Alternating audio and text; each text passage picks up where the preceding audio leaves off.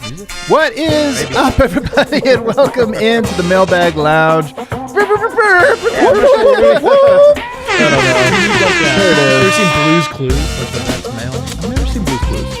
I think that was like kid shows after me. In between. Yeah, in between. I was in the your Blue's childhood. Clues era for sure. That's what's up. I was in the Blues Was Clues it good? era. Back then it even seemed a little mediocre, gotta say. Really? Wow, that's a whole nother podcast. I wonder if Yeah. my kids think this is their watch, because it seems like they're just like any kid's show. They're like, I'm into this. Yeah. So Well, I got like no cable TV when I was younger. I think I've told you guys this. So Blues Clues it might have been on PBS or something. It was on one of the channels that I got. So it was really like my only choice. Yeah. So I just had to take it. That explains so much. It does explain a Based lot, on man. PBS. Every time I yeah. hear something about Wynn's childhood, I'm like, oh, of course. Yeah, that makes a lot of PBS sense. and Jamba Juice. Like, Jamba Juice, of course. The only kid drinking Jamba Juice. Guys, today's a mailbag pod. 2 days off for the Nuggets. It's actually been nice. Do you guys remember last year when it was Nuggets, Avs, Nuggets, Avs, every day for an entire month? And it was exhausting. well, at the bar, it was every other day too. And Yeah. I was watching all the Avs games at the bar. So I was Yeah. here at the bar every single night for 3 months. It's funny because it's like when we have the watch parties, everybody, especially for these playoffs ones, they're so intense. It's like being at the game where it's not a lot of conversation with whoever you're here with. It's like watching the game and Right. cheering and this and You're that. coming here to watch the game. Yeah, and then at halftime, it's almost like you're like, whew, I need this halftime because we got to catch up. Like you have to start having conversations with the people next to you because that's your only break. I took a lap outside in game one. Just to cool lap? down. Yeah. Like a jog, a soft jog up and down the block. It is really intense. Everybody here is just super focused. We're all locked in. We're here to watch the game. We need a good gym here, man. Because I'm telling you, it was like gym? after game one, like I just had so much like energy, like frustration Oh, you know energy what that we I just need? wanted like a great hour-long workout. You know what we need? We need a heavy bag in the corner down there Okay. by the merch shop I where think you could that's just a go bad in like idea. 5 Really minute bad idea. stints. I think the gym is in like phase 5 for Yeah, DNVR. it is phase We'll hang 5. on with- We're still on phase 1. So today we are going to take some mailbag questions. So if you have them, send them in. Super producer Kayla's keeping an eye on the live chat right now. We have a couple that people sent in from Twitter, so we'll get to those as well. But first, we're presented by DraftKings Sportsbook, America's top-rated sportsbook app. Use promo code DNVR. Whatever you sign up, make money alongside with us. I'm so close to jumping the $1,000 mark on my.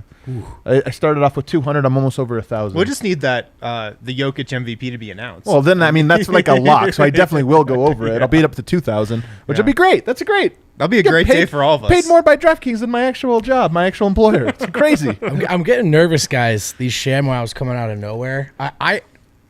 I will say no one cares at all, including myself. I've been first to Jokic in an All-Star game for 2-3 years now. Look at I was this, kind of hoping to get this man. one. You breaking the story? I'm rooting for you, man. I'm not feeling I'm very. rooting I'm for not you. feeling very optimistic. If you beat Shams, he's man, locked it'd be the best. Well, I'm gonna go ahead and spoil it. Jokic is the MVP. Oh, okay, cool. Right, I just want the unofficially, but officially. Guys, there's some breaking news today. Oh, 10,500 fans will be allowed inside Ball Arena. Wow. And we're bumping it up, guys, from 43.5%, which I believe was like 7,500. Get an additional 3,000. Wind, you're the only one that's been at the arena for these. That is, they just increased from 4,000 to 7,000. So that's a 3,000 person increase. Another 3,000 person increase. You made it sound like the last one was a pretty big bump. What do you think Definitely. this next one will be? I think it will continue to be noticeable. I don't know if you could really tell watching the game I couldn't. on the broadcast. Couldn't really. Jokic's 3 right before halftime.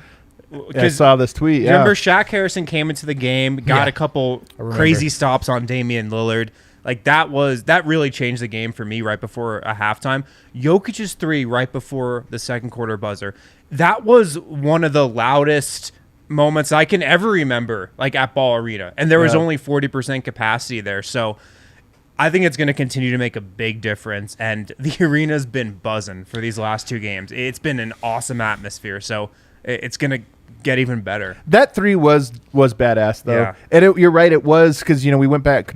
We all rewatched the game now, and that sequence where Damian Lillard makes I think 6 3-pointers in a row. Yeah. It was such a Denver was dominating the game, and it was such a man. This game is still close. Shaq comes in, and it's funny because Lillard and Jokic were kind of going back and forth, but Lillard was hitting the crazier shot. Like Jokic was making post-ups and this and that. You were trading threes for twos, really. Trading threes for twos. And not that Jokic's shots are not spectacular in their own right, but Damian Lillard, when he shoots from the literal center court logo and then makes one after the other after the other. The center court not the side little ball arena logo, but the big the further logo. It was like 4 seconds into the shot clock. Yeah. And it was one of the most badass shots. It was, and it was just one of those moments where you're like, man, he single-handedly is going to keep him in it, but no, it was not to be done. And Jokic, Shaq Harrison came in and made his impact, but Jokic hits 3 shots to end the game. Yeah. So they cut it to, I think, 4. Jokic goes on his own little mini 7-0 run, or maybe it was 5, and he goes on a 7-0 run to push it to 12, including a three-pointer, not quite at the buzzer, but close enough, and it was like,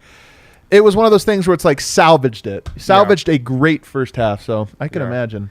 Yeah. I just got to say about those Shaq Harrison minutes, though, I wrote about this, but I feel like that was the point in the game where the Nuggets felt, okay, we actually can stop this guy. He's not super invincible. We actually do have a chance here to stop Dame. Yeah. So I feel like just that stretch gave Denver a ton of confidence. But the crowd's reaction to that 3-man, wow, it was so deafening. I always wonder about Yoke sort of computing these things, and was that this moment calls for this possession calls for this shot, or this moment I have to respond to Dame? I think so. I honestly do, and I think Jokic's mind frame in the series has been, they're going to guard me a certain way. I've got to be this guy that hits tough shots and makes tough shots. And in that moment, I think absolutely, you watch the approach to it. It was very much we built a big lead as a team. Damian Lillard cut it as an individual. Like, now as an individual, I need to respond to it. That's how I felt watching it, and it was fantastic. I know Dame stole the headlines, and again, like, his shots were more spectacular. I'm not going to sit here and pretend that they weren't. first half, I was talking to Matt Moore when we were at the game together. That was one of the best shooting stretches I've ever seen live. It was Curry-esque. Maybe the best. It was Curry-esque. It's what it was. And it's funny because watching, I did the list. I highly recommend. It's one of my favorite episodes of the list ever, because I really do feel like I feel like there's enough in there to provide the context for what the battlegrounds are, in the series. And, why those threes were necessarily important for Portland in this game. They're going to make adjustments, but Denver bringing the defense so high out, Lillard had a choice to make. Either continue to keep giving the ball up to other players to make plays that they just weren't making, or just shoot even deeper back. Like, the point of bringing Jokic out above the three-point line was to take away the step-up three-pointers. Right. Well, instead, he's stepping further back and draining them. Now, here's the thing. I feel, and I don't know how you guys feel, but one of the reasons I feel pretty optimistic following game 2, much more than obviously after game 1, is that I think he did about as well as you can expect. Is that to say I am sure he will not go better than 9 of 16 from 3? He might. He's a great player. And if he does it, you kind of have to tip your hat to him, just like Steph Curry sometimes does it, and you're like, what can you do?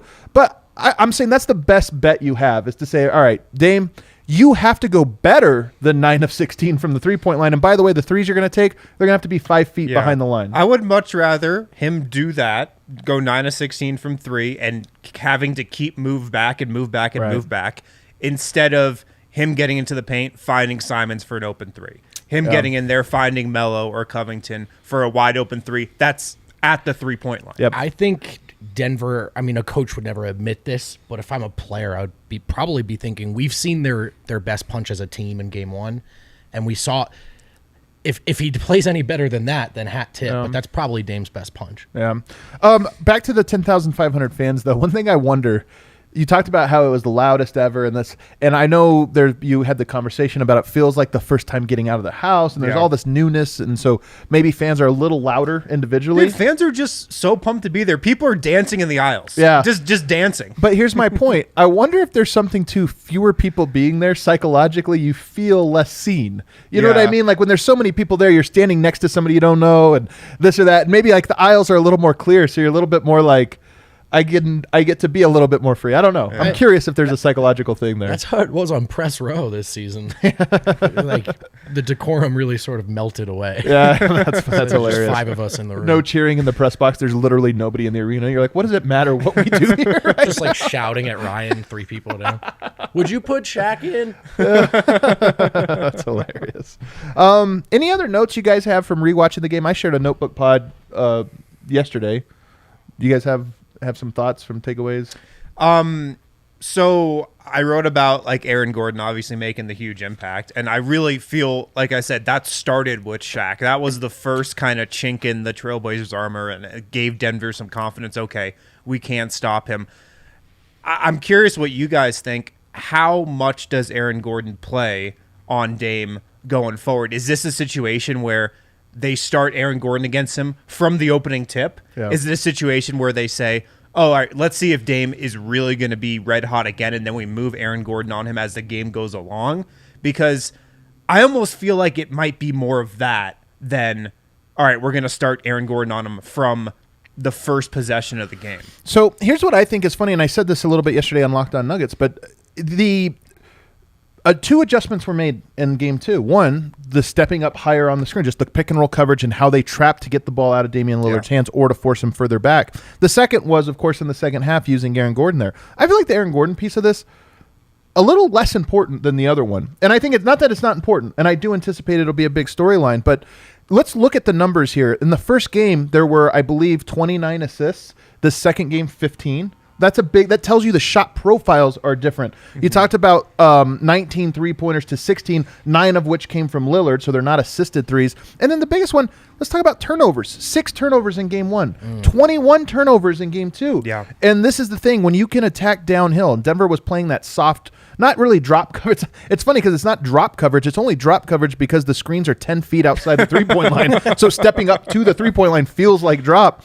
But when you allow Lillard getting going, there's fewer turnovers because now it's your point guard in space attacking and finding a wide-open kick-out guy, as opposed to if it's Nurkic or Covington receiving a skip pass or whatever, and now they have to make the plays. Those guys turn it over more.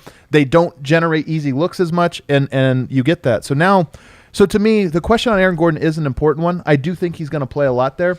But more important to me is to look at this and say the entire shot profile for Portland was different from game 1 and 2, including the first half. Okay. Yeah, and I think you want to maybe run the same personnel and same strategy back and see how Portland responds to that before you throw every card in your hand back down on the table. I just like the idea of Shaq and Gordon being different looks. Yeah. Like, again, up 12 after that otherworldly explosion from Dame.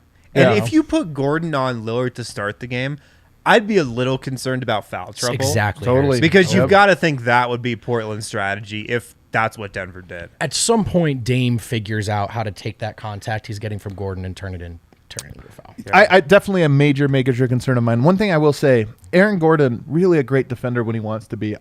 Defense, I think, is a thing that takes more effort than anything else. Sure.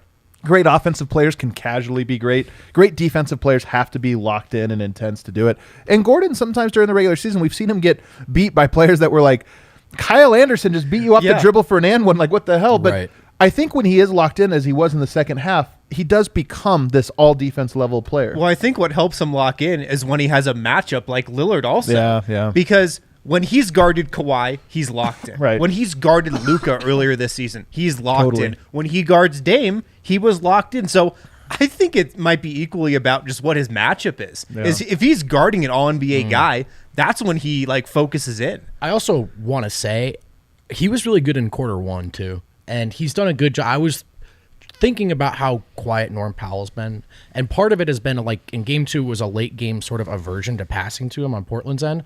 But in the first half, Aaron Gordon was all over him. Yeah. So I just think he's been maybe doing quietly a better job than it may seem to some. And that's one adjustment Portland might make. If you put Gordon on Dame and put Facu over to CJ, and then all of a sudden you're sliding Austin Rivers over to Norman Powell, maybe they feel Norman Powell now has the length or something. I don't know. We'll have to find out what happens.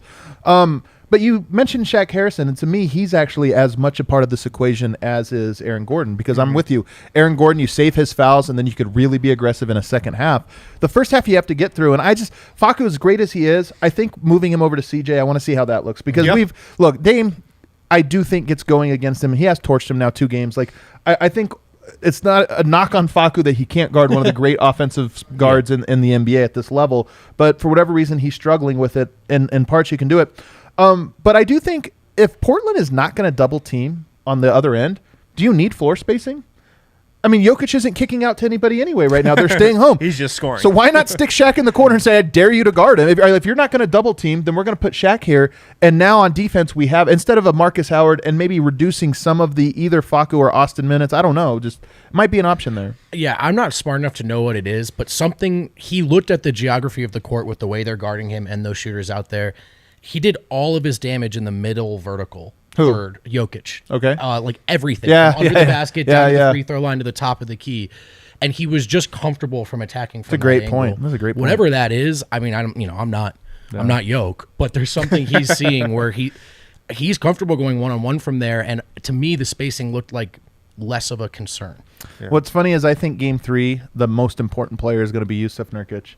And I just think the way Denver's guarding him now, Nurkic is going to have to score. He's going to have to draw fouls, and he's going to have to make smart passes and smart reads. And the pressure's on him to see if he can do it. He is capable at his absolute best of being very effective in that role. Is it effective enough? Because, first of all, Portland can't stop Denver. It's funny, like, everybody was focusing on Dame going off now 2 games. Like, Denver's rolling on offense right now. And Denver's second unit had a great night 2 nights ago. And I was talking about this with Mike Richmond on Locked On Blazers on that podcast. But think about who Portland's bench players are, like on its second unit. Yeah. Enes Kanter, Carmelo Anthony, Anthony Simons, like 3 of the absolute worst defenders in the league. Man, when they put out that unit, it's like they I might. mean, I'm right, Kale, right? No, he's not wrong. Well, what's funny is usually like one of CJ and Dame are on the court with them, so you actually have a fourth one, and then they'll like keep one defender on the court or try to keep one defender. So it's a real problem for them. The thing is, they have to score. Or put it another way, Denver has to keep them from scoring because if you do that, you're going to get buckets on them on the other end if you're patient and don't turn it over. So the battle lines are really clear now. It's really interesting. It's a fun series. I want to move on. We're not going to keep belaboring this Carmelo Anthony, should you boo him, should you not point, but I do find it funny that we had the other day the Philly fans chanting F Russell Westbrook, and everyone's like, best fans in the world, not so loud. What like about the fans in the Garden? And then the fans in the Garden, and it's hilarious because this quote from Derrick Rose. So if you don't know, Trae Young silenced the Garden crowd, great Garden crowd, silenced him, and then talked trash as he walks off the court. Because I got to say, man, it's funny. There's guys that have really won me over that my initial instincts where I don't like them. DeAndre Ayton's one of them. Like I was like, this guy's a scrub. He's really turned into a great player. He's having a great series. Trae Young is another one of these guys. And I'm watching him talk trash, and he's about it, man. He wants that smoke. And then there became a controversy about, oh my gosh, this going back. Is the crowd too hard on Trae? Is Trae being unclassy or this or that? And Derrick Rose says, this league has gotten so soft. The crowd is supposed to do that. His reaction is supposed to be that way. I mean, that's what I'm used to. You want to talk shit, talk shit. It's all right. But next game, it's going to be tougher. This is the point, bro. This is the whole freaking point. They're doing this in baseball right now. It's like pitchers are getting upset, because swinging on 3-0 or stuff. Swinging up 14. It's like, don't throw a better pitch. Baseball is the ultimate of this one, right? Don't look at the pitcher when you hit a home run. Like, don't look at him. It's like, did I hurt your feelings? Alternatively, don't serve one up down the middle of the plate. I'm waiting. See, the thing with baseball is they can actually kill you. That's the thing that sucks about it. Is you can throw a 100-mile-per-hour object at his head. Well, you're actually supposed to. You're supposed. This is why baseball is so dumb, is that you're actually don't look at the pitcher if you hit a home run on him. And if you do, it's perfectly acceptable for the pitcher to try to murder you or like maim you. Yeah. So like it's so dumb. But I'm waiting for the baseball player that's like, you know what? F this. If I'm on second, I'm talking shit to the pitcher. There has been a couple of them. and half of baseball's fan base is like, this is what we want for the sport. And then half of the fan base is like, no. Baseball, like the NBA, but could use a little shot in the arm with some of this. To bring that home, it's just like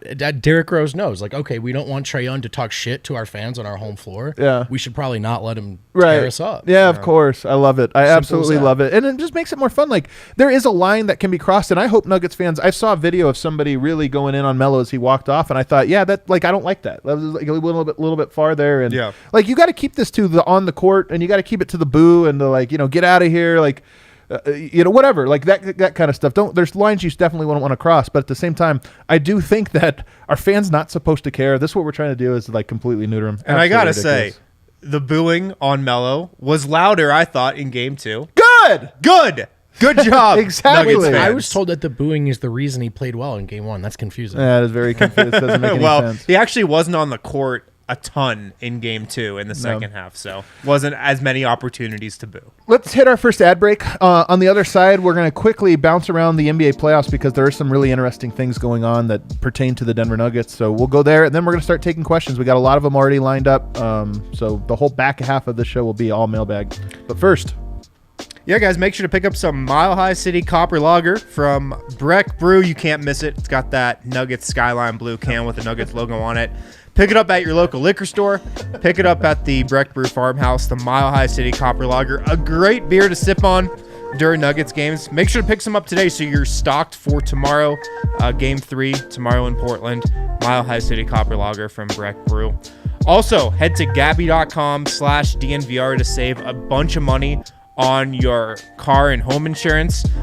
If you're not familiar with Gabby, it stands for Get a Better Insurance, and they're helping their customers save an average of $961 per year on average, and they'll never sell your info. No annoying spam or robocalls or anything like that. What you do, you go to Gabby.com/DNVR, plug in all your car and home insurance. They'll run your numbers against 40 of the top providers like Progressive, Nationwide, and Travelers, and they'll tell you where you can be saving money. Like I said, Gabby customers save $961 per year on average. So put your policy to the test. Like tons of us at DNVR did. A lot of us here are using Gabby, saving money like crazy. Get a better insurance with Gabby. It's totally free to check out. There's no obligation. Go to Gabby.com/DNVR. Gabby.com/DNVR. That's Gabby.com/DNVR. Start saving some money with them. Somebody in the comments brought up, I forgot that according to Michael Malone on Altitude Radio, the league reached out and said, hey, Jamal Murray, after game 1, tone it down a little bit. You're a little too going full Rucker Park, walking up and down the sidelines talking shit. And I love that. Like, it sucks that we lost that game and lost that battle but it elevates the stakes. And I got to say, it sucks. I get why the league doesn't want that. There is a slippery slope to where that could go too far, especially him walking all the way to midcourt to that. You're tempting fate. The emotions are running very high. If nobody saw Zach Collins slip him the bird, do you think they still would have made that request? Probably, because if you watch Murray on those, there's one play where I was watching it where he's 5 feet onto the court, while the game is in the half court. He was honestly while Jokic is posting up Yusuf Nurkic 10 feet in front he honestly was inside the 3-point line as Jokic is posting up on the same side. So it was wild. And okay, you got to. I'm glad the NBA didn't fine or anything and said, hey, tone that back a little bit. But I told you guys that when I came on the show after game 2, he was noticeably less involved. I thought, except when he's still talking. The two teams almost came to blows. Oh, and he's still talking though, and he's still dancing and doing different things. Two guys that are inactive are going to start a fight in this. Can Nate Tibbetts? Can I? Shout out Nate. What the hell is he doing? What happened here? He escalated that whole thing. So when Nurkic brushed Porter and then Porter pushed Nurk and that first kind of thing came together, Nate Tibbetts, the Portland assistant, ran off Portland's bench and just totally charged that Porter. Dude, got up all in his face. That was so. Yeah, that was so late. Coaches need to stay out of that. Nate Tibbetts, let these players do it. They were walking away from each other. I also was kind of bummed Nurk didn't get a tech on that one. The coach did. Nurk clearly bumps Michael Porter on purpose. Did they not review this? No, they definitely reviewed it. Why were they just Nurkic was in his lane of walking or whatever? Come on, man. We get the last laugh every time he Euro steps around Facundo Campazzo. Oh my God, it's so true. Yeah. But I was just gonna say, we can bring this up every show, but it's so sad. Murray is built the higher the stakes, the better he gets. This was the ultimate Kobe, Michael Jordan thing. Was they were such ultra competitors that the more that was on the line, the more they just got going and focused. And I think watching this and seeing Jamal and how into it he is, you're just it sucks that he has to channel this towards sideline trash talk and not towards, I have so much confidence that when Lillard hit that second 3-pointer from deep, Jamal Murray would have come right the F back down and drilled another one right in his face. It's just such a bummer that we don't have him for this, but alas. You can just feel the Murray moments. Oh my God. You can close your eyes and see him screaming at the crowd. My God, he is about it. So this playoff so far, the next era of players is one of the storylines here. Not just, the Jokic and Embiid and even Giannis starting to have a moment here with them just smacking the hell out of Miami. But you're even getting the next, even behind that generation with Luka absolutely dominating the Mavericks. You've also got Trae Young. You've got Michael Porter. Who else we got? DeAndre Ayton is having a fantastic series. So it's kind of neat to see. Devin Booker got a game. Devin Booker. It's neat to see the establishment they're still in it. I mean, LeBron, Kawhi, they're not out yet, whatever. Like, they're still guys. But then the next wave, like going toe to toe with them, I just think that's cool. But let's move on first to the Mavs Clippers series. The shocker of the, and maybe it shouldn't be a shocker. We've talked about this before. That Clippers team lost last year in large part because they did not have any leadership culture and had weaknesses within their play style. This year, what changed? That's the thing. They're like, oh, we're bringing in Ty Lue, who's going to totally change the culture, totally change our mindset. Well, he was sitting one chair down from Doc Rivers last year. It's obviously not that big of a change. Yeah. So they fooled us. Well, not us, but they fooled a lot of people.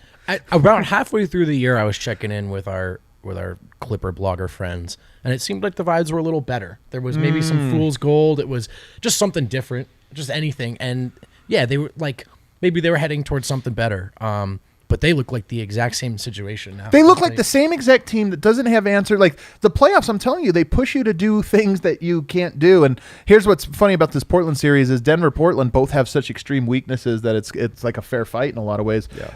I don't suspect that'll be the case the further you go down, especially, Lakers or Suns, both talented of exploiting teams. But, the Clippers are a team that they don't have a lot of creators. They can't really stop Luka, but apparently nobody can stop Luka. They have great defenders. Somehow, they have Kawhi, Paul George, who are not even guarding Luka in the series for some reason. I know. What is this team built for if not that? I'm so confused. Man, so Superstar Dev asked us a question in the chat. He says, do we have to start questioning Kawhi as a defender? Absolutely. Not the legacy. So here's what's funny. Not the legacy. Here's what's funny is I don't. Yeah, exactly. Like we've seen him defend LeBron James at an elite level. Like we've seen him do some things. Luka might actually be that good. What lost in Luka is that he's 6'8" and he's enormous, and huge, thick. I think I brought this up before, but somebody photoshopped. You know how everybody's the Jordan playing defense, and then people will Photoshop funny player like Dellavedova scoring on Jordan or whatever. Somebody did that with Luka, and Luka was like so much bigger than Jordan. I'm like, dude, why'd they make him so much bigger? And then I'm like, oh wait, no, he is just so much bigger than Michael Jordan. Like I forgot about that, and I think that's part of lost to this is as strong as Kawhi is, as big as Paul George is, and all the guys they can throw at him. Luka's just as big, and he has this weird heavy man strength to him. Well, that's why Aaron Gordon is a good matchup on him because they're similar body types. Yeah, like Aaron Gordon is bigger than Kawhi. No, I actually think they're actually pretty similar. All right, it's like me and Michael Jordan have similar body types. Aaron Gordon's ripped, and thin waist. But he probably weighs around the same amount as Luka. You think? They're around the same height.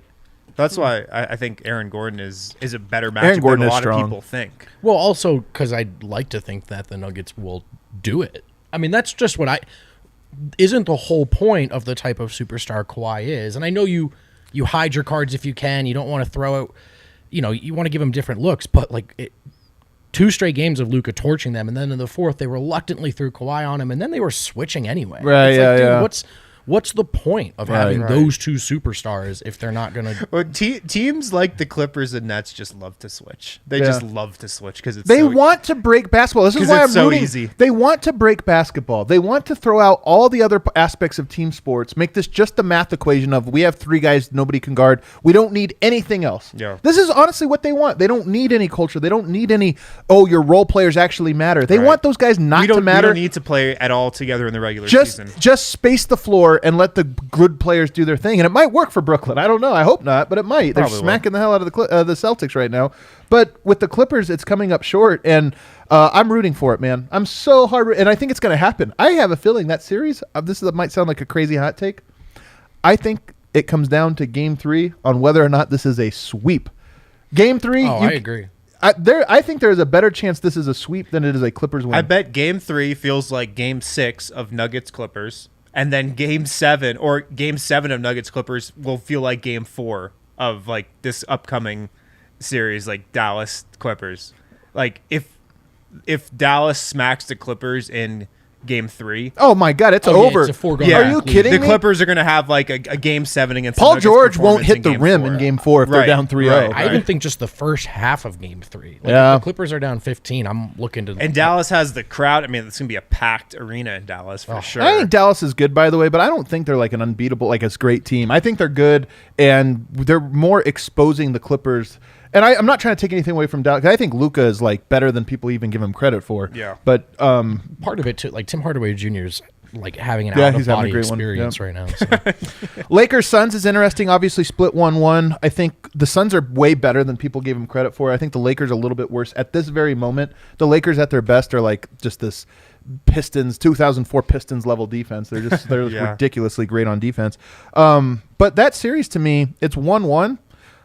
The only reason it doesn't, I'm not quite ready to say I like the Suns better is because Chris Paul getting hurt. It kind of like a healthy Chris Paul. I honestly think I like the Suns better than the Lakers right now before they get their feet under them. Yeah, and LeBron looks like a washed version of himself for 3 quarters and then just has that extra gear where he can turn it on. He definitely looks to me like a guy that the Suns need to do the Nuggets a huge favor if the Nuggets advance and take this to 6 or 7 games Right. because LeBron looks like he desperately needs 4 or 5 days off in between each series. And if he doesn't get that, you have a huge leg up. I've never seen him this reluctant to drive. And in the past, he's done the out, like you said, he always knows how much is left in the tank and when to hit that switch. But right now, it's like all jump shots, the switch. Yeah. And they're falling. But And then Jazz Grizzlies is interesting. Jazz tonight in a really tough spot, tight spot, man. They need Donovan Mitchell back. I think a lot of people think, oh, that'll be fine now. He hasn't played in forever. Grizzlies, I love the Grizzlies. They just play hard. They have nothing to lose. I don't think they're necessarily talented, but should they be able to get that one, you start to look at the West and go, this is way weaker than we thought. Or more I shouldn't say weaker. Way more winnable than anybody guessed. It's more wide open than ever. Utah still, I think, fully healthy presents a lot of challenges for a Denver team without Murray. Yeah. But he goes down. My God. also, like, I had that whole rant about how, in a small way, we should be able to appreciate Utah pulling it off more than the glamour markets. But this is Memphis. I know. It's Let's like go Grizzlies. the lowest Jazz and then the slightly lower Memphis Grizzlies. I It's am wild. enjoying this. And then I feel good about the Bucks this year. Just it's Giannis, star players always take the brunt of their team's failures. I think the change between Bledsoe to Drew Holiday couldn't be more stark. Like that's the biggest drop. like Bledsoe to anybody, really. Like, let's be honest. Yeah, but specifically Drew Holiday, and you look at that series, and they have absolutely. The first game was clearly pure jitters for Milwaukee. Like you could tell there was a psychological hump they had to get over. They got over it. They smacked the hell out of Miami. Yeah, they did. I think they're going to smack them again. I actually think that's another series that I would be more surprised if Miami won the series than if Milwaukee swept the series. So we'll see what happens. Yeah, totally All right, agree. Kale, let's get to a couple questions from the chat here. Do you want me to? I've got a Discord one. Do you want to? Sure, let's do the Discord one first. Shout out the members. Shout out the Privilege. members You can first, that's right. If you're a member, you can join this Discord. Check out the DNVR Lounge. It's a tab on our main page. This one comes from Darwin. How did the concern level change for you all now that the Nuggets won't get one on the road? How concerned are we that the Nuggets won't get one on the road because the Rose Garden just announced they're up to 8K capacity? So we talked a lot about that advantage, and now it's gone. Or I'm a different for firm Denver. believer in the first game fans back in the arena effect. Yeah. Where you're just so hyped and it's so much louder in there than normal. Where Game 3 is probably going to be super tough for Denver to win. I agree. I think it's going to have a huge effect. Yeah. Michael Porter in particular. I mean, this is one of the things George Carl really opened my eyes to and Keeping It 1000 pod. But rookies. Or he's not a rookie, but he's never played in front of a playoff crowd before like Right. this. And it's been so long that, yes, you have the fans in Ball Arena, but they're cheering him. What happens when they're booing? What happens when he misses a shot or gets crossed over or gets an and one and the whole crowd is talking trash to him? Like, how does he respond to that? I'm curious to see it. So I agree. Game 3 is going to be really, really tough. I wouldn't panic if they lost that one. Yeah, But at the same time, like I said, I think Denver has adjustments that Portland has to be heroic to overcome. We haven't seen that the other way yet. We haven't seen something where they've done to Denver where it's like, man, they've really cut off the head of the snake here. Like they haven't done that. So I'm a little optimistic, cautiously optimistic. It is important to note that the Nuggets have gone down 2-1 in every series they've played over the last 2 years, and they've won a lot rite of of those passage. series. It really is a rite of passage. Just go to me. Yeah, we can go to Kale. What do you got, Kale? We got a super chat. Yep. This is coming in from Nicholas. Can Facu become the starting one with Maul at the 2? I'm assuming he just means long term. Yeah, like next year. It's an interesting question. the thing with Facu that I think we're finding out in the series is that he clearly has utility. I wouldn't say that he has been wholly bad in the series.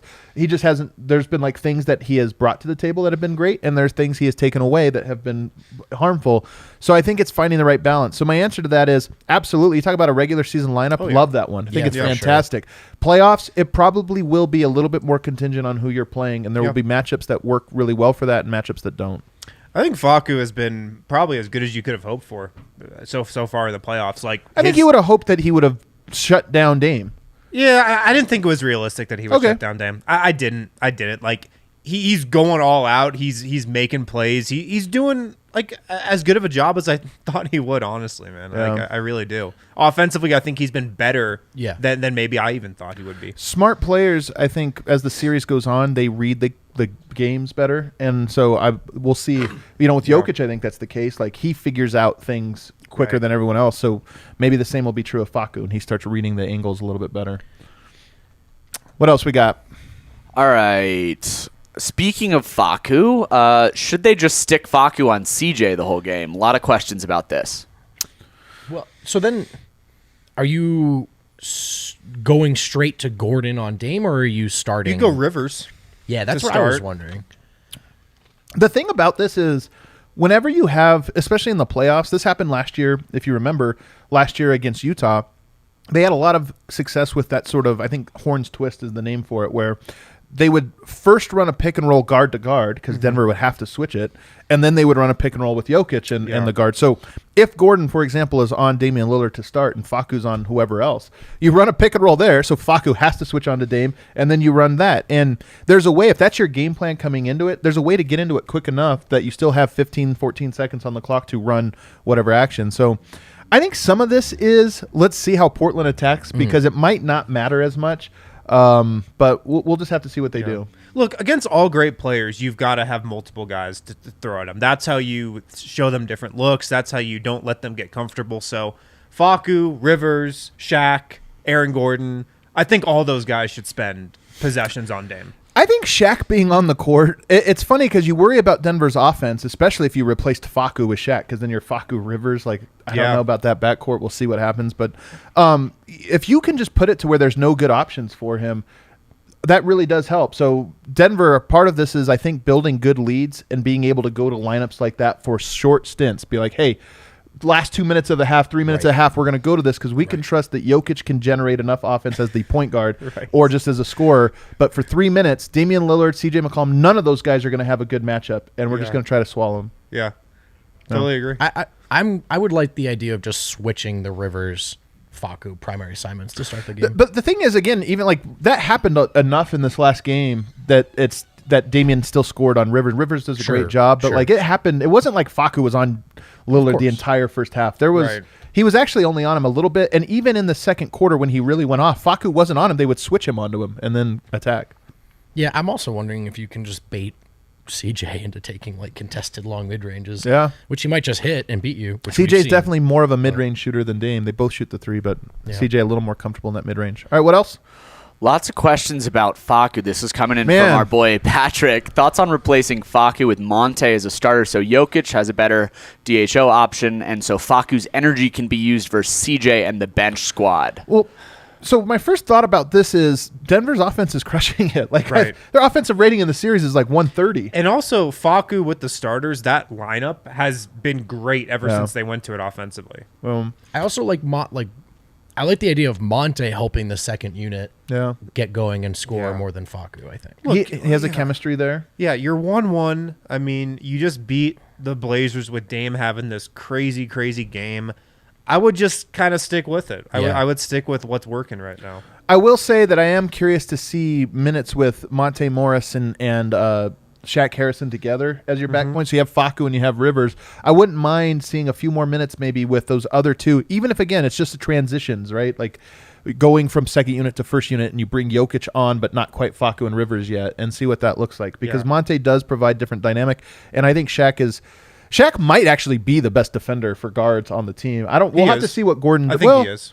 I gotta give Gordon credit, man. Like I want to see what Gordon's upside is as a defender, because he did in the playoff series do a great job defending Kawhi Leonard, like as good of a job as just about anybody has done.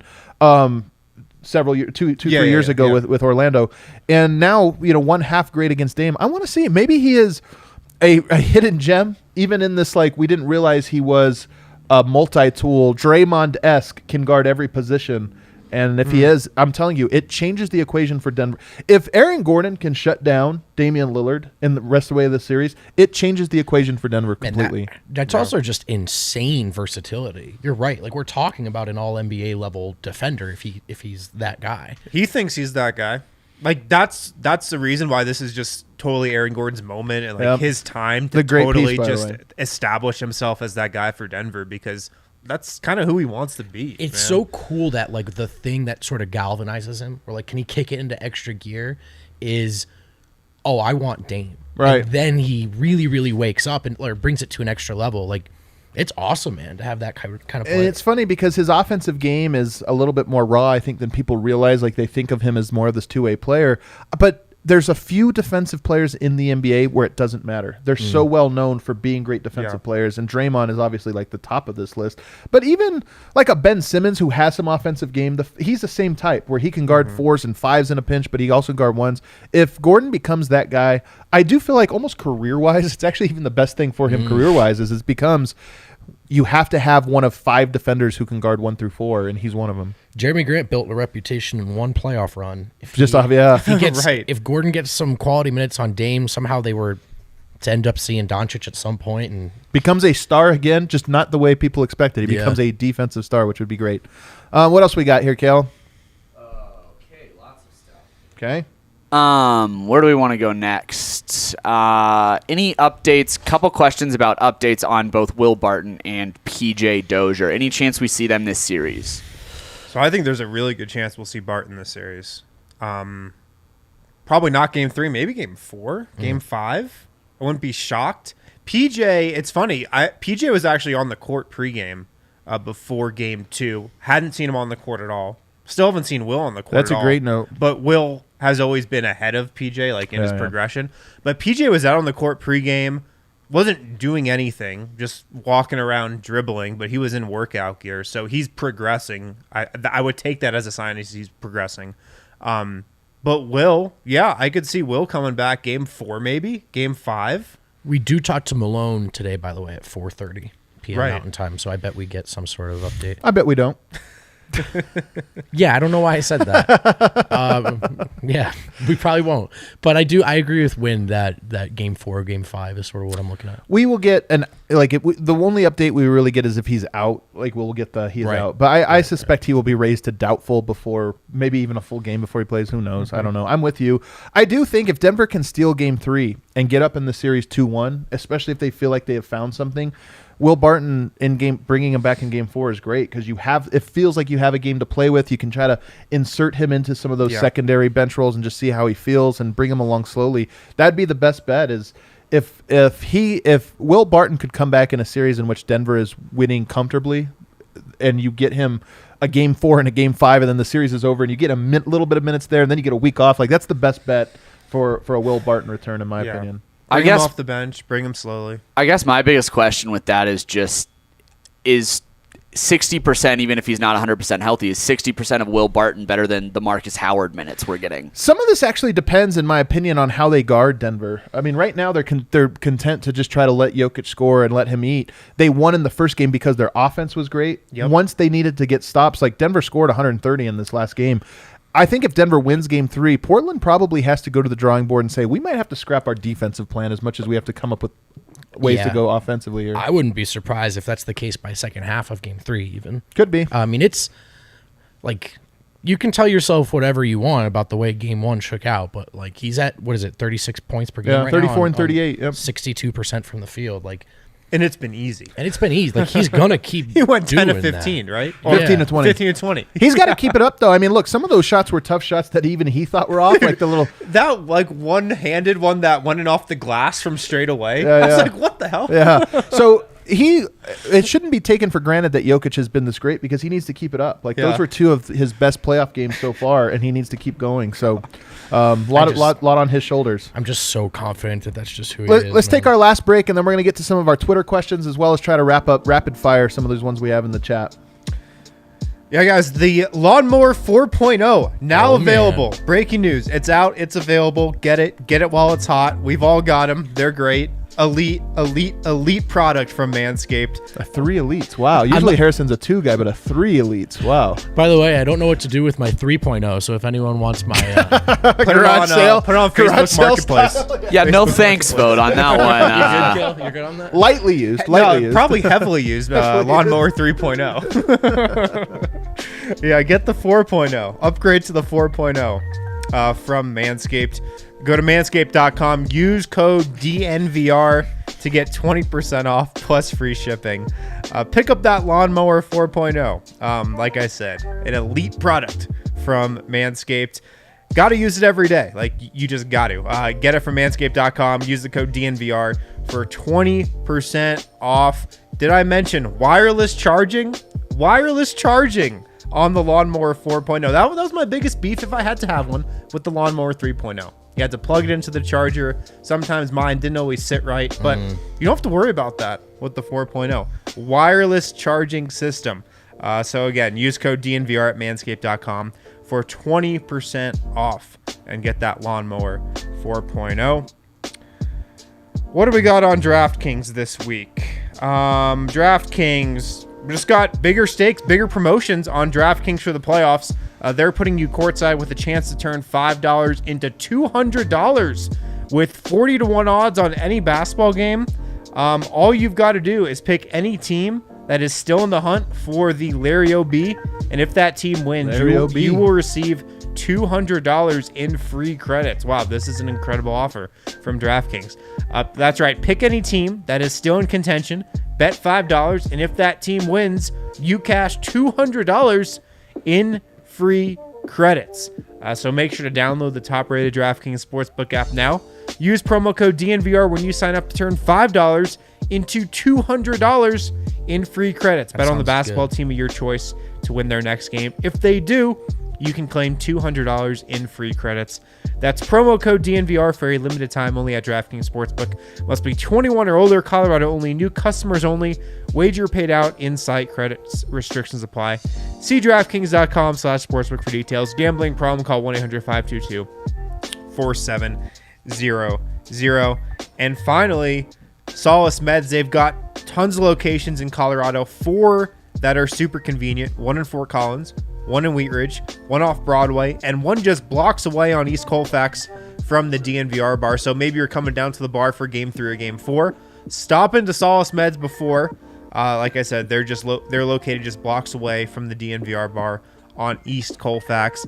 They've always got tons of awesome deals, but make sure to use code DNVR20 at checkout. You'll get an additional 20% off your entire purchase, and they've got tons of great deals that you can put on top of that as well. If you can't make it in, you can order online and then go pick up at your convenience at solacemeds.com, SOLACE meds.com. And again, use the code DNVR20 to save 20%. You can use that in store, you can use that online, and then pick up code DNVR20 for 20% off. Again, they've got 4 Colorado locations: Fort Collins, Wheat Ridge, Broadway, and then again, they are just blocks from the DNVR bar on East Colfax. Yeah. All right, final segment here, DNVR Mailbag Pod. Let's go to Twitter here, see what we got. Guy Fieri fan. Big day for Guy Fieri yesterday, by the way. What happened? I saw $80 million extension with Food Network. He might be coming to my wedding. No joke. Seriously? Yeah, no joke. Yeah. All right. What? Yeah. All right, whatever. All right. That's another podcast. He wants to know, do you expect for the series to look like this for MPJ? Do you think he has some breakout games in store? So far, he thinks he's been solid, but they probably need more out of him. It's a great question. It is. I think he'll have 28-point game. Yeah. I think my expectations for him are lowered a little bit. And I talked about this yesterday, I believe, on Locked On Nuggets as well. But his weaknesses, I think, come to light in the playoffs. And this is really not a shot at him. It's just that, he still has lessons to learn. That's part of growing up as a player. Like, his skill level. The thing about it is there's a baseline of things that he has to learn. And every time he learns a piece of it, his unlimited potential gets untapped more and more. Mm-hmm. In a regular season, I think, the potential part is less encumbered by the things he's still learning. In a playoffs, the learning curve is accelerated because it has to be, but also it sort of shows. And so, for an example, one of the things I talk about was getting the ball, being strong on dribble handoffs so that they can't shoot the gap on you, and so that you read the angle so that you can properly receive it and attack in a way that punishes the defense. He just doesn't recognize those, and he doesn't have the strength yet to be able to really punish them. So when he goes for handoffs, a lot of times he's not open on plays where other players would be open on such a play, but because he doesn't quite know how to do that. So when he does get open, he's going to convert at a higher rate than, say, a Will Barton, or a PJ Dozier or whatever. But right now, he's not getting open as frequently of those guys because he doesn't have the strength or feel yet. Yeah. My expectations are a little lowered as well.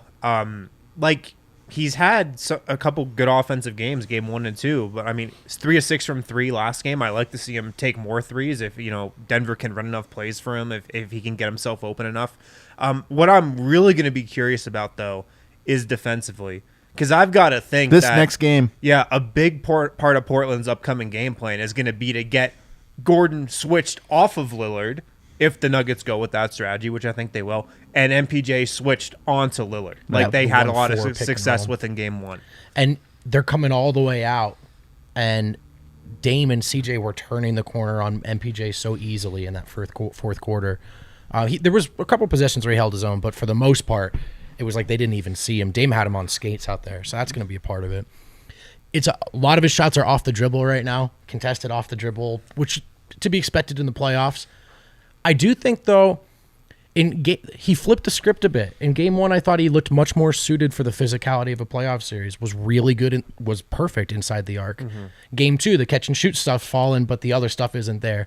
I'm going to give him more time. I wonder if he puts it together at one point in Portland and we see a 30-8 kind of game. Yeah. This is great for him. I mean, it really is. And this is by no means me thinking he doesn't have the same upside or potential, but just the process of getting there is interesting. That being said, he is a Lillard-esque shooter and scorer in that the Nuggets are going to win whatever game. He goes 5 for 5 in a quarter from the field, or maybe 3 for 3 from the 3-point line. Like those points count for so much more because they happen in such they can happen in such quick order. So if that happens and he's fully capable of it, then Denver's going to get out to a big lead and he's going to get rolling. So I'm looking forward to it. And I don't think he's phased by the matchups in this series. Powell, Covington. I don't think those matchups are. Powell has, though, if you've noticed, Powell has stripped him a few times or just bobbled and gotten. This is what I mean about the physicality is how many times in the last 2 games has Porter had a great opportunity that has gotten literally fumbled away because he couldn't hold on to it or because Powell reaches a hand in. And so it says that type of stuff that it's encumbering his potential right now. Yeah. Stefan, we already talked about this. I just want to shout you out. He asked a question about AG on Dame from the start or not, or Rivers. We talked about that, but we see you. Charles Presley wants to know, is this the biggest challenge Malone has ever faced as Nuggets coach? All the injuries and lineup changes he has managed is nothing short of amazing, in my opinion. Does he deserve more praise for keeping this team competitive all year, let alone in the playoffs? I certainly think he does. Absolutely, man. I mean, we don't even talk about it because Denver's had so much success with this current group. But they're starting Facu Campazzo and Austin Rivers against Damian Lillard and CJ McCollum. It's ridiculous. Austin Rivers came onto this team in April, and Shaq Harrison played a big role last game. He came onto this team in March. Marcus Howard is in the rotation. Right. Both of their two-way guys are in the playoff rotation against Damian Lillard and CJ McCollum. The idea that we're talking about shutting down a top 5 MVP candidate, and we're like, which two-way player is the best matchup for Damian Lillard? Marcus Howard looked bad against other garbage time lineups during the regular season. He was a bad garbage time player. He's been good. I have to give him credit. Like he has, relative to what should have been expected of him, he's outperformed and he has held his own against one of the best backcourts in the league. That was my grade for Austin Rivers after game 2. Come on. Like okay, Austin's getting outplayed in Dame by CJ, but and it's also what was I going to say here with I was listening to Bonnie Jones's podcast as I was driving in, and he was talking about that Portland-Denver series is great. I thought Denver was going to win this one in a cakewalk, but I didn't realize they were going to be playing a guy named Frank Campazzo. He's like, I think that's his name. I think it's Frank or Freddie or something like that. And I'm like, oh, wow. Oh, man. I'm like, all right. Yeah, I don't think people realize how down bad the Nuggets were. They just kept winning. It's because they just won. Since right. Jamal went down, they went 13-5. Matthew Kimura, the presentations for Sixth Man of the Year and Most Improved Player were really well done and They cool. were awesome. What would be the perfect, coolest presentation for Jokic receiving the MVP? I got one. Want me to go first? I'm gonna say, it'd be cool if they were doing an interview with his brothers and him talking about that, and then his brothers just presented it to him. That'd be cool. I think Jamal Murray. It'd be the sentimental choice if you had Jamal Murray there, and there was sort of if it came in that way. And what if they did it at midcourt before a game? man, I don't. That might be too late. Like that's like like right now you have to go play like 5 seconds later. I think a pregame. We're gonna have you interview Jamal Murray, talk about the spirit of the team, and boom. Although at this point, wouldn't you see it coming? Yeah. It's like Jokic. We're gonna have you do a television interview that you always refuse, but you don't have a choice this time. And Jamal's gonna be right there, next to you, as will all of your closest relatives. We're with TNT on national TV. Yeah. He would probably be onto it. We'd be onto it if that was it, because it'd be the same thing as the Ingles-Clarkson thing. Yeah. Out of left field answer, Mike Miller. Anything with Mike Woo! Miller. Let's do it, baby.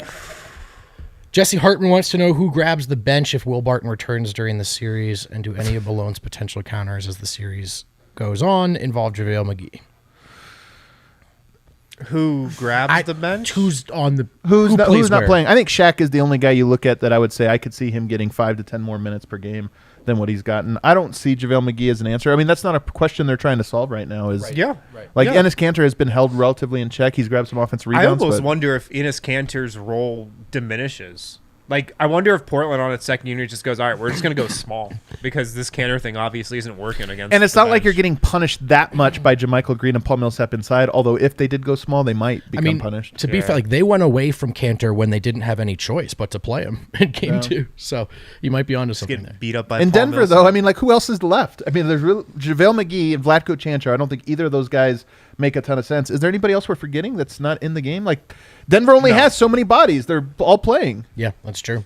The next guy would be JaVale. Marcus Howard is the last guy I would have expected. He's already in. He's playing.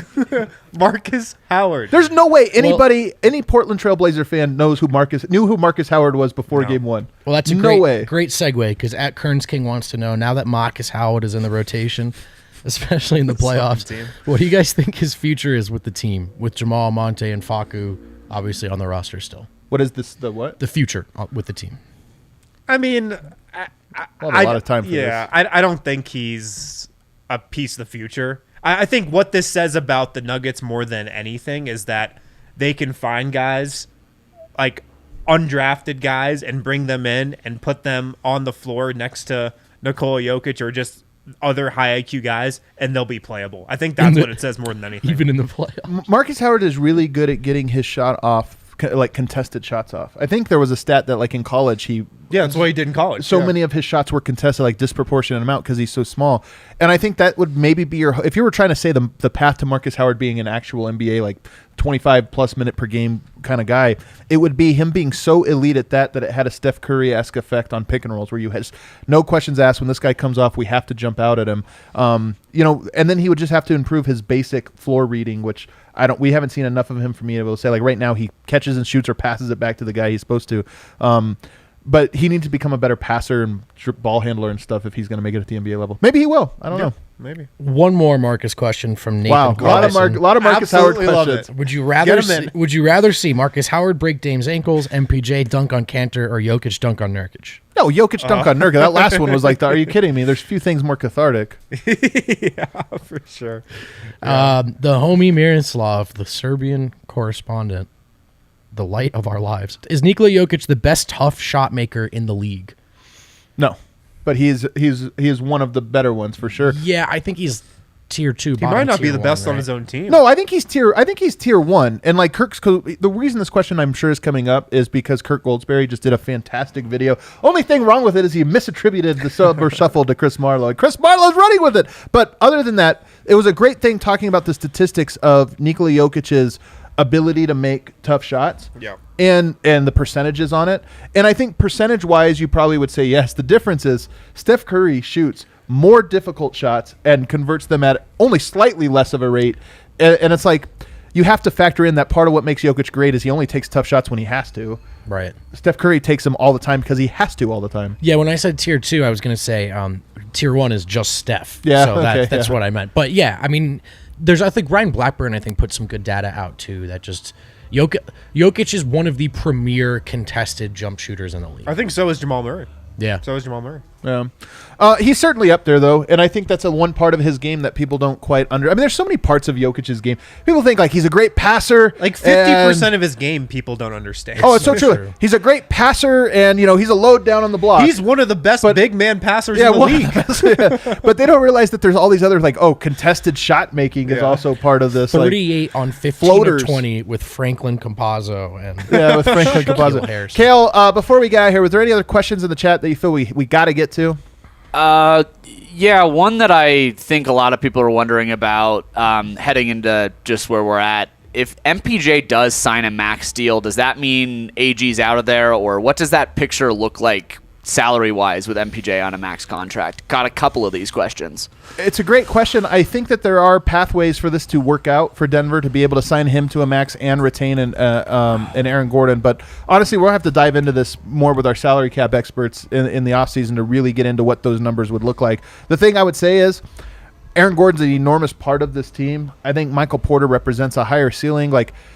It might be a thing where Aaron Gordon is a 2-year player for Denver, and then they have to find the next Aaron Gordon, or an Aaron Gordon facsimile or whatever. But the other part of it is you never know how all this stuff shakes out, and what the Cronkies are willing to do, and what Gordon wants, and it just might reach a point where it's like those 4 guys are must-have. Everybody else is interchangeable. I mean, look, they're doing this right now with Marcus Howard, Shaq Harrison, Austin Rivers. Maybe that means that those last pieces, not that those guys aren't good and don't deserve credit, but they are limited players. But maybe the limitations don't matter when you have a 4-part core that is so good. A big part of it, I think, will come down to what Gordon wants. And right now, I think he's in a position where, he would take a hometown discount to stay here.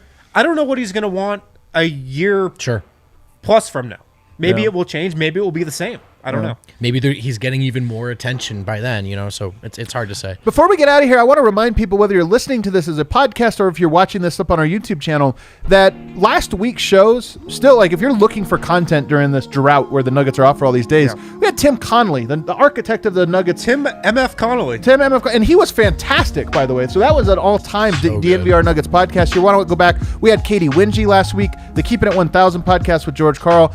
So lots of good podcasts. So if you only watch this, sometimes and you missed out on those, go back and check them out, guys. We have lots of great stuff, even when we're not live on this channel here. Yep. And we got the pregame show coming up tomorrow night. Make sure to tune in for that. Harrison's going to be here for show, it. Of course. I'll be back in the house. We might have a special guest as well. Woo, a special guest tease from Game 2. What a tease. All right, everybody. Thanks. Hit the like button on the way out. Hit the subscribe button.